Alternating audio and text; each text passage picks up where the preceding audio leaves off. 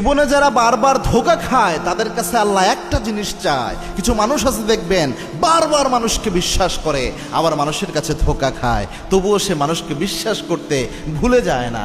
এই ধরনের ব্যক্তিরা আল্লাহর কাছে একটা পুরস্কার পেয়ে যায়। মনে রাখবেন, আপনি ধোঁকা খাচ্ছেন তার মানে এই না যে আল্লাহ আপনার উপর নারাজ, তার মানে এই না যে আল্লাহ আপনার উপর অসন্তুষ্ট হয়ে বসে আছে।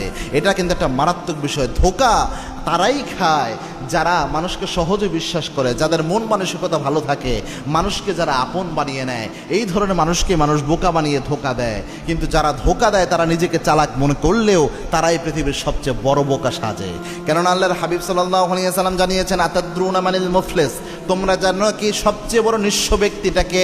সাহাবা একরাম বললেন, ইয়া রাসূলুল্লাহ, মাল্লা দিনারা ওয়ালা মাতা, যার কোনো টাকা পয়সা নাই সেই ব্যক্তিটা হচ্ছে সবচেয়ে বড় নিঃস্ব। আল্লাহর হাবিব বললেন, না, আল মুফলিসুল হক, সবচেয়ে বড়